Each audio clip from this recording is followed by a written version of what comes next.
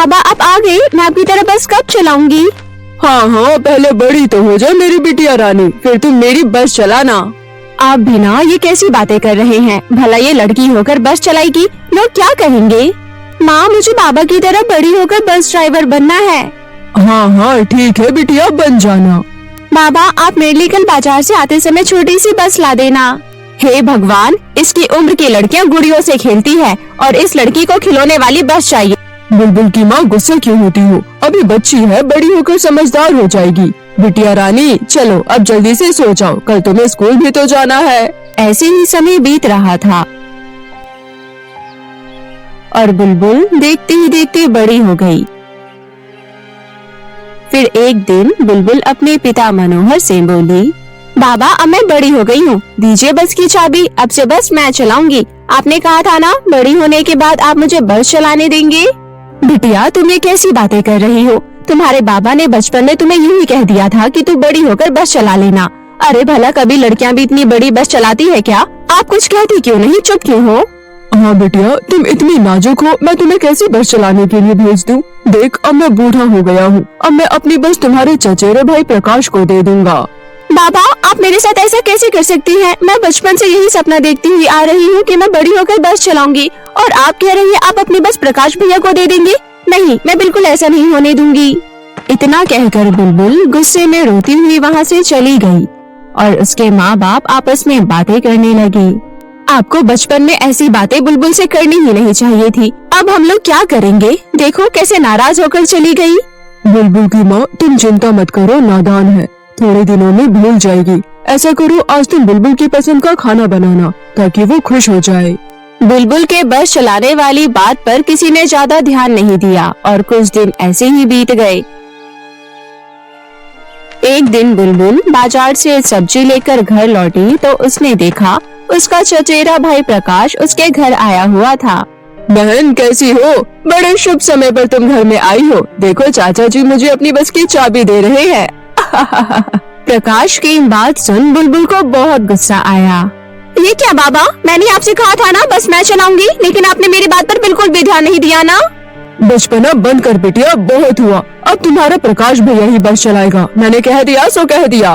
प्रकाश भैया आपको तो पता ही होगा, मेरा बचपन से ही एक ही सपना था कि मैं बड़ी होकर बस चलाऊंगी, और अब जब मैं बड़ी हो गई हूँ तो बाबा मुझे बस चलाने नहीं दे रहे। ये तो गलत बात है ना।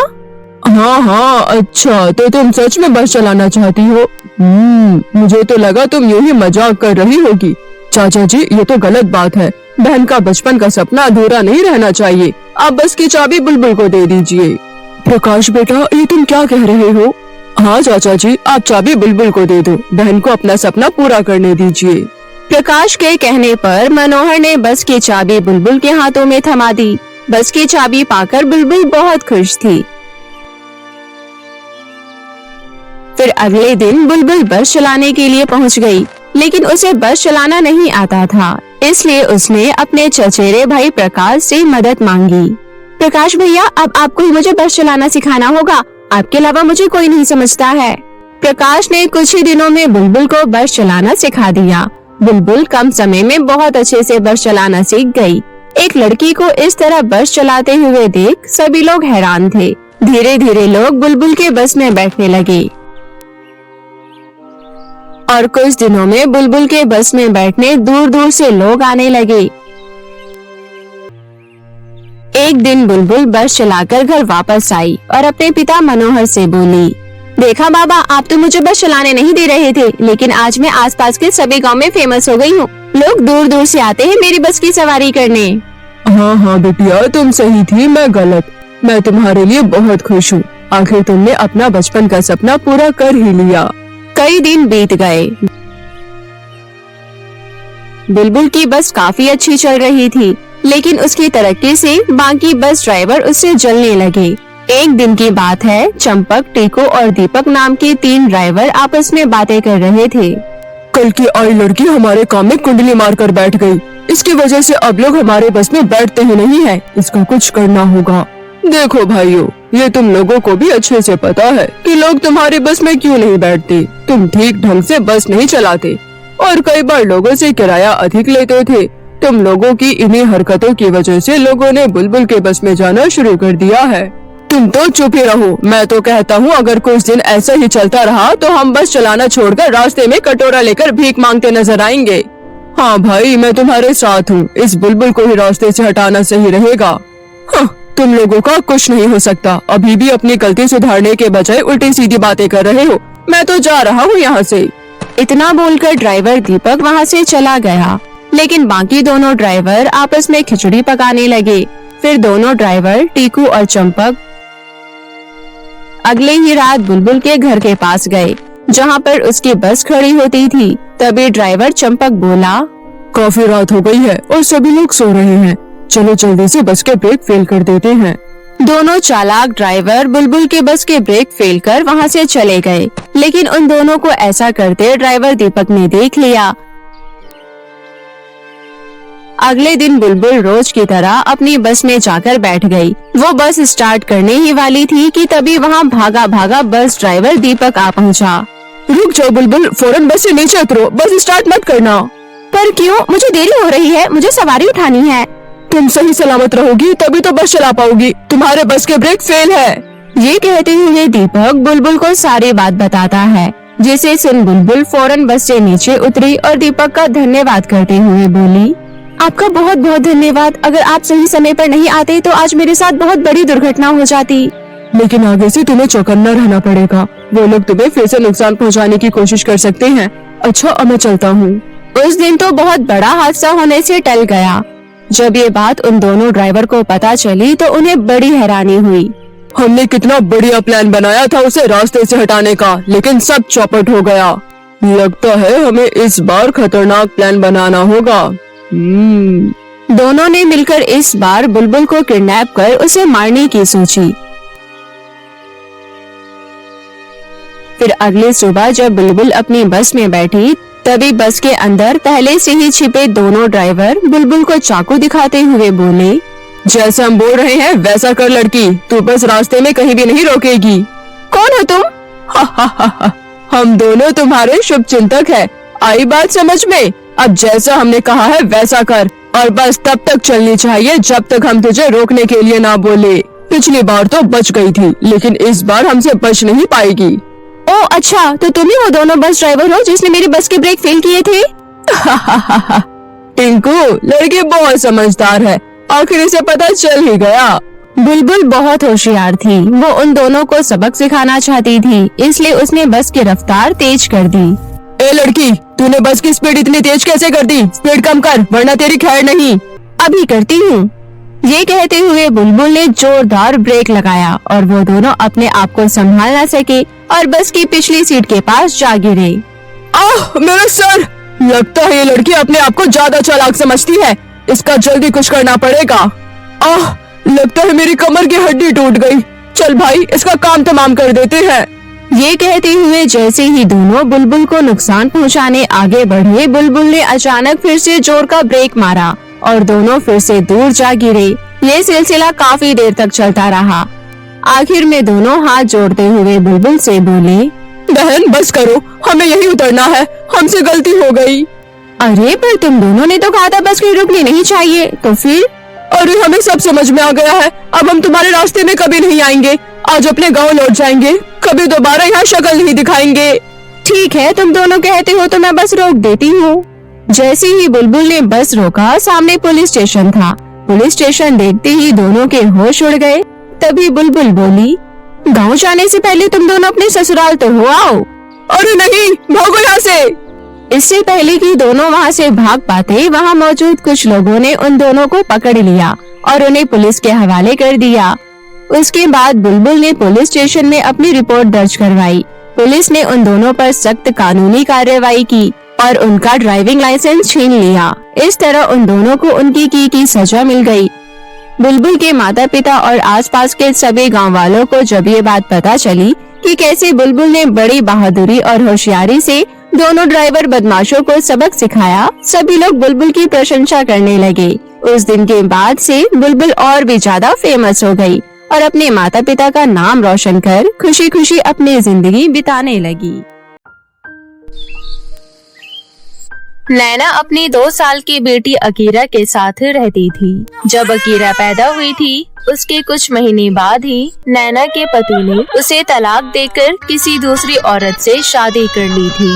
नैना अकीरा का बहुत अच्छे से ख्याल रखती थी, लेकिन तभी नैना को पता चलता है कि उसे ब्रेन ट्यूमर है। नैना अपने देवर राजीव और देवरानी महिमा को अपने घर बुलाती है और उनसे कहती है, महिमा, मुझे ब्रेन ट्यूमर है। दीदी, ये अचानक क्या हो गया? मैंने आप दोनों को बहुत जरूरी बात करने के लिए बुलाया है। मेरे पास कुछ ही महीनों का वक्त है। दीदी, आप अपना इलाज करवाइए। नहीं महिमा, मेरे पास इलाज करवाने के पैसे नहीं हैं। वैसे भी ब्रेन ट्यूमर जैसी बड़ी बीमारी के बाद कोई ज्यादा वक्त तक नहीं रह पाता है। मैंने आप दोनों को इसलिए यहाँ बुलाया है कि मेरे जाने के बाद आप दोनों मेरी बेटी को अपने साथ ले जाना और इसे अपनी बेटी निया की तरह प्यार देना। भाभी, आप अकीरा की चिंता मत करिए। हम उसे कभी पता ही नहीं लगने देंगे कि हम उसके असली मम्मी पापा नहीं हैं। अकीरा और निया दोनों हमारे लिए एक जैसे हैं। थोड़ी देर तक इसी तरह बातें चलती रहती है। उसके बाद महिमा और राजीव अपने घर लौट जाते हैं। कुछ महीनों बाद नैना की मौत हो जाती है। महिमा और राजीव नैना को दिए हुए वादे को पूरा करने के लिए अकीरा को अपने साथ लेकर चले जाते हैं। महिमा अकीरा को गोद में लिए बोलती है, आज से मेरी 2 बेटियां, एक निया और दूसरी अकीरा। अकीरा मुझे अपनी चाची नहीं बल्कि अपनी मम्मी कहकर बुलाएगी। राजीव जी, ये दोनों अभी छोटी है, इसलिए कई सालों बाद भी हम ये सब पता नहीं लगने देंगे। इस तरह दोनों फैसला कर लेते हैं कि अकीरा और निया को इस बारे में पता नहीं लगने देंगे। सभी साथ में हंसी खुशी से रह रहे थे। लेकिन तभी एक दिन राजीव प्लेन से शहर आ रहा था और उसका प्लेन क्रैश हो जाता है, जिसके बाद राजीव की इस हादसे में मौत हो जाती है। राजीव के जाने के बाद सेविंग के पैसों से कुछ महीनों तक महिमा गुजारा करती है, लेकिन सेविंग के पैसे खत्म हो जाने के बाद महिमा अस्पताल में सफाई का काम करना शुरू कर देती है। इसी तरह 15 साल बीत जाते हैं। अकीरा और निया दोनों 17 साल की हो जाती है। निया और अकीरा महिमा को इतनी मेहनत से काम करते हुए देखती थी। ये देखकर दोनों उदास हो जाती है। निया और अकीरा, यहाँ आ जाओ बेटा, मैंने नाश्ता लगा दिया है, जल्दी आओ वरना स्कूल के लिए देर हो जाएगी। चोटी बना रहे हैं माँ, चोटी बनाकर आ जाएंगे। थोड़ी देर बाद दोनों बहनें नाश्ते के लिए आ जाती हैं। दोनों बहनें नाश्ता कर रही होती है, तभी महिमा कहती है, आज मुझे घर आने में देर हो जाएगी। अस्पताल की सफाई करने के बाद मुझे मुखिया के घर जाना है। दरअसल उनकी बेटी का जन्मदिन है, तो उन्होंने सफाई के लिए मुझे भी बुलाया है। एक दिन काम करने के मुखिया जी मुझे 2000 रुपए देंगे, इसलिए वहाँ जाना जरूरी है। माँ, मेरा बर्थडे कब आता है? आपने तो कभी मेरा जन्मदिन नहीं मनाया। निया, तुम्हें दिखाई नहीं देता माँ कितने मेहनत से काम करती है? जैसे तैसे तो हमारे घर का गुजारा चलता है। ऐसा नहीं है, मेरे पास समय की कमी होती है, इसलिए तुम दोनों का जन्मदिन नहीं मना पाती हूँ। इस बार देखना, तुम दोनों का जन्मदिन मैं बहुत धूमधाम से मनाऊंगी। माँ, जन्मदिन में सब नए कपड़े भी पहनती हैं, आप मेरे लिए नए कपड़े भी लाओगी? हाँ निया, जब तुम्हारा जन्मदिन होगा तब तुम्हारे लिए, और जब अकीरा का जन्मदिन होगा तब अकीरा के लिए। तुम दोनों के जन्मदिन पर मैं बहुत टेस्टी केक भी लेकर आऊंगी। चलो मैं जा रही हूँ, तुम दोनों भी स्कूल जाओ। इतना बोलकर महिमा अपने काम पर चली जाती है। महिमा अपनी दोनों बेटियों से बहुत प्यार करती थी, इसलिए वो दोनों की सारी ख्वाहिश पूरी करने की कोशिश करती है। इसी तरह कुछ दिन बीत जाते हैं और निया का जन्मदिन आ जाता है। निया और अकीरा सो रहे थे, तभी महिमा उनके कमरे में आकर दोनों को जगाती है और कहती है, हैप्पी बर्थडे निया, मेरी बेटी हमेशा खुश रहे।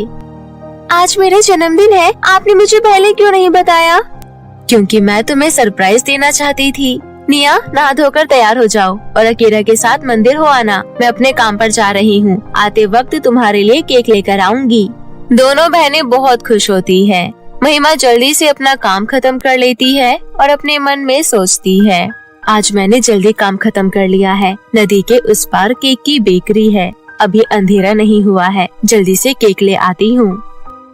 इतना सोचकर महिमा केक लेने चली जाती है। आते वक्त महिमा के पैर में सांप काट लेता है, जिसके बाद नदी के कोने पर ही महिमा की मौत हो जाती है। परी लोग की शिखा परी ये देख लेती है और उसी वक्त महिमा के पास आती है। इस औरत की तो मौत हो गई है।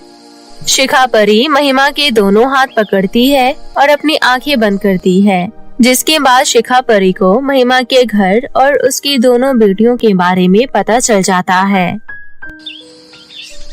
अरे नहीं, आज तो इसकी छोटी बेटी का जन्मदिन था और आज के दिन इसकी मौत हो गई। मैं इसी वक्त इसके घर जाती हूँ और इसकी दोनों बेटियों को इस बारे में बताती हूँ। सबसे पहले शिखा परी मामूली सी केक को जादुई केक बना देती है। उसके बाद वो केक लेकर महिमा के घर जाती है। आप कौन हो? मेरी बहन के लिए केक तो मेरी माँ लेकर आने वाली थी, फिर आप केक लेकर क्यों आई हो? सांप के काटने की वजह से तुम्हारी माँ की मौत हो गई है।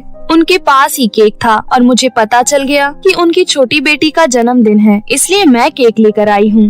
ये सुनकर दोनों बहनें फूट फूट कर रोने लगती हैं।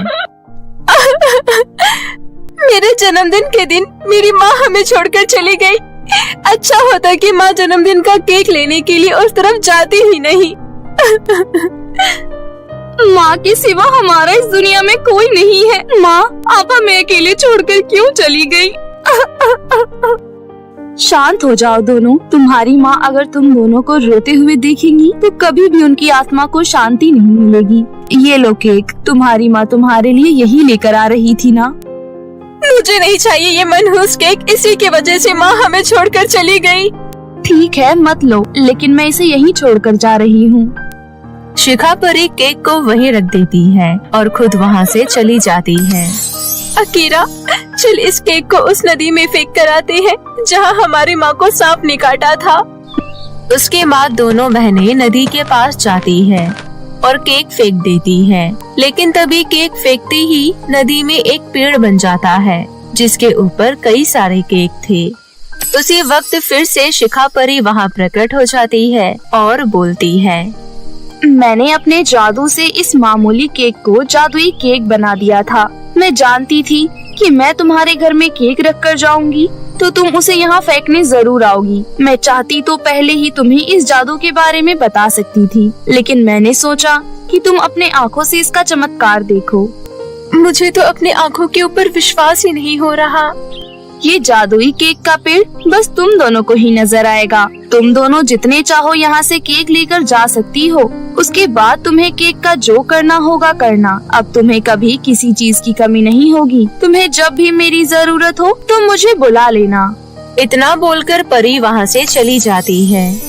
निया, चल पहले घर चलते हैं। पहले हमें अच्छे से सोच लेना चाहिए कि हम इतने सारे केक का क्या करेंगे। उसके बाद दोनों बहनें अपने घर जाती है और कुछ देर तक सोचती है। कुछ देर तक सोचने के बाद अकीरा कहती है, क्यों ना हम एक बड़ी सी केक की बेकरी खोलें? हाँ, ये तो बहुत अच्छा आइडिया है। इस तरह दोनों बहनें नदी के जादुई पेड़ के केक का एक बेकरी खोलने का फैसला कर लेते हैं। हर रोज दोनों बहनें नदी के पास जाती थी और केक लेकर बेकरी में रख देती थी। दोनों बहनों का केक बहुत स्वादिष्ट था, इसलिए सभी लोग उनसे केक लेने आया करते थे। एक दिन एक औरत बेकरी पर आती है और दोनों बहनों से कहती है, तुम्हारा केक तो बहुत स्वादिष्ट होता है। पहले हमें केक लेने के लिए नदी के पार जाना पड़ता था, लेकिन जब से तुम दोनों ने गांव में बेकरी खोली है, हमारा ये काम आसान हो गया। भगवान तुम दोनों का भला करे। उसके बाद वो औरत 2 केक लेकर वहाँ से चली जाती है। अब दोनों बहनों के पास किसी चीज की कमी नहीं रहती है और दोनों बहुत खुशी से एक साथ रहने लगे थे। एक दिन अकीरा बाजार से सामान लेकर घर लौट रही थी। तभी वो सड़क के कोने पर गरीब लोगों को बैठकर भीख मांगते हुए देखती है। ये लोग तो बहुत गरीब हैं। अगर परी हमारी मदद नहीं करती तो आज मेरा और मेरी बहन का भी यही हाल होता। मैं इनकी मदद जरूर करूँगी। इतना सोचकर अकीरा घर जाती है और निया से कहती है, निया, गांव में बहुत गरीब लोग हैं जो 2 रोटियों के लिए भीख मांगने को मजबूर हैं। हमारे पास अब सब कुछ है, इसलिए हमें इन लोगों की मदद करनी चाहिए। इससे अच्छी बात क्या हो सकती है। हम कल ही जाएंगे और गरीब लोगों को खाने के साथ साथ कुछ पैसे भी देकर आएंगे। अगले दिन दोनों बहनें गरीब लोगों के बीच जाती है और उन्हें खाने के साथ साथ पैसे देती है। तभी 2 लड़कियां ये देखती है और आपस में बात करने लगती है। अभी कुछ महीने पहले ही इनकी माँ की मौत हो गई थी। इतने कम समय में ही ये दोनों इतने अमीर कैसे हो सकते हैं? हमें इसके बारे में पता लगाना चाहिए। हाँ सोनम, हम इन दोनों बहनों पर नजर रखते हैं, उसके बाद ही हमें कुछ पता लग सकता है।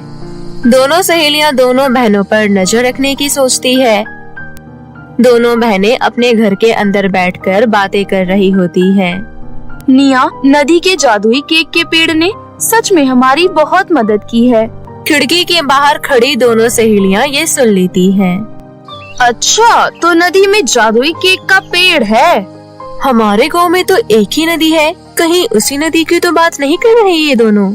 हो सकता है कल सुबह जब दोनों बहनें वहाँ से केक लेने जाएंगी तो हम भी इनका पीछा करते हुए जाएंगे।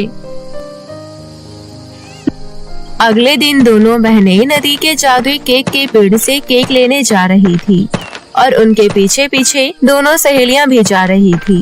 दोनों सहेलियां देखती है कि जैसे ही दोनों बहनें केक लेती है, जादुई पेड़ वहाँ से गायब हो जाता है। मीनू, ये तो इन दोनों बहनों को ही दिखाई देता है। चल, हम इससे जादुई केक छीन लेते हैं।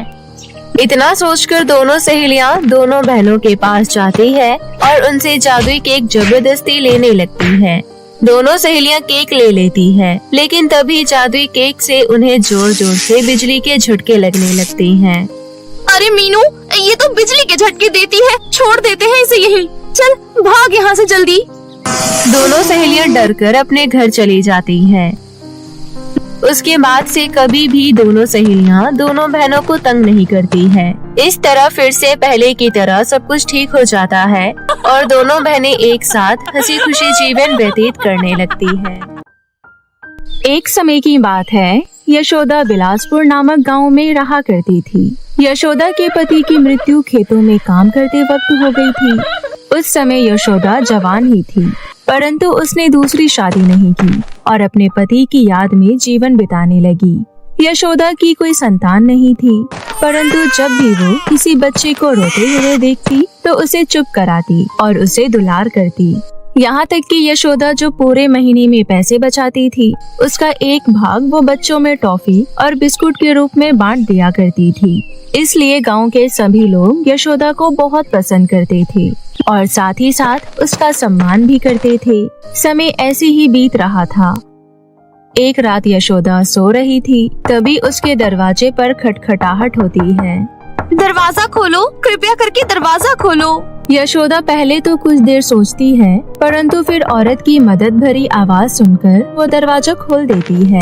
यशोदा जैसे ही दरवाजा खोलती है तो अपने सामने एक बहुत ही घायल औरत को देखती है। साथ ही साथ उस औरत के पीछे 2 लड़कियों को देखती है।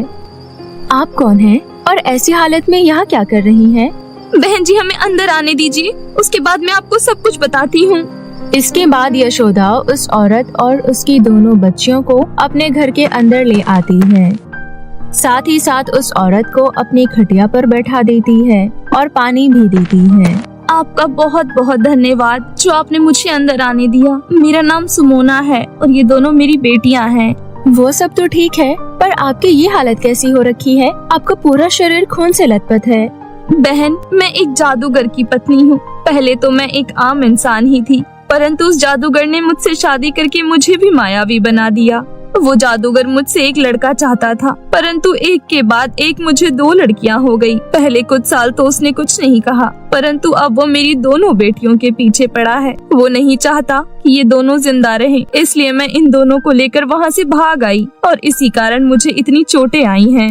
ये तो बहुत ही बुरा हुआ। आप चिंता मत कीजिए, आप थोड़ा आराम कर लीजिए। सुबह हम आपको अस्पताल लेकर चलेंगे, क्योंकि अभी बाहर जाना खतरे से खाली नहीं होगा। अब मैं कहीं भी नहीं जा सकती। मैं जानती हूँ अब मैं बच नहीं पाऊंगी। मैं चाहती हूँ कि तुम मेरी दोनों बच्चियों का ख्याल रखो। चिंता मत करो, तुम्हें इनके लिए ज्यादा कुछ करने की जरूरत नहीं है। ये दोनों बच्चियाँ जादुई हैं, तुम्हें बस इन्हें माँ का प्यार देना है। पर मैं कैसे? मैं तो खुद का ही ध्यान बड़ी मुश्किल से रख पाती हूँ। बहन, मेरे पास ज्यादा समय नहीं है, मेरी इस विनती को स्वीकार कर लो। आरोही, वनिका, मेरे पास आओ बेटा। बेटा, अब से यही तुम्हारी माँ है और यही तुम्हारा ध्यान रखेंगी, और तुम भी इनका अच्छे से ख्याल रखना, हर चीज में इनकी मदद करना। इससे पहले कि यशोदा कुछ और बोल पाती, सुमोना अपने प्राण त्याग देती है। यशोदा बच्चों से प्यार तो करती थी, परंतु अचानक से ऐसे जिम्मेदारी आ जाने के कारण वो थोड़ी घबरा जाती है। परंतु उन दोनों मासूम बच्चियों को देख वो उन्हें गले लगा लेती है। अगले दिन जैसे ही गांव वाले यशोदा के घर में दो लड़कियों को देखती हैं, वो यशोदा से सवाल करने लग जाती हैं। क्या बात है यशोदा बहन, हमें ये तो पता था कि तुम्हें बच्चों से प्यार है, परंतु ये नहीं पता था कि तुम बच्चों को गोद लेने वाली हो। और वैसे हमने तो इन दोनों लड़कियों को आज तक गांव में नहीं देखा, तो तुम इन्हें कहाँ से लाई हो? नहीं, मैंने इन्हें गोद नहीं लिया है। ये दोनों मेरी बहन सुमोना की बेटियां हैं। उसकी कल ही मृत्यु हो गई है, इसलिए अब से ये दोनों मेरे साथ ही रहेगी। इसके बाद यशोदा अपने घर में जाती है और दोनों बच्चियों के लिए खाना बनाती है और उन्हें खिलाने लगती है। तुम्हारी माँ ने तुम्हारा नाम बताया था, लेकिन बूढ़ी हो गई हूँ, इसलिए याद नहीं रहता। तुम दोनों का नाम क्या है और तुम्हारी उम्र क्या है? मेरा नाम वनिका है और मेरी उम्र 9 साल है। मेरा नाम आरोही है और मेरी उम्र 13 साल है। तुम्हारे नाम तुम्हारी ही तरह बहुत ही प्यारे हैं। अब अगर मुझे तुम लोगों को यहाँ रखना है तो कोई काम ढूंढना होगा। तुम दोनों यहीं पर रहो और घर का ध्यान रखो। तब तक मैं आसपास से कोई काम पूछ कर आती हूँ। इसके बाद यशोदा आस पड़ोस में काम ढूंढने लगती है। तभी उसे सेठ के गोदाम में काम करने वाला सरजू मिल जाता है। यशोदा सरजू के पास जाती है और कहती है, सरजू, अब मेरे ऊपर 2 लड़कियों की जिम्मेदारी आ गई है, इसलिए मैं काम ढूंढ रही हूँ। क्या कोई काम पता है तुझे?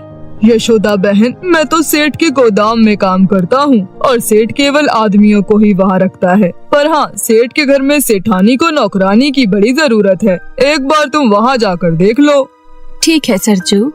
इसके बाद यशोदा घर आ जाती है, परंतु जैसे ही वो घर आती है तो अपने घर को देखकर हैरान रह जाती है। यशोदा का घर ऊपर से लेकर नीचे तक चमक रहा था।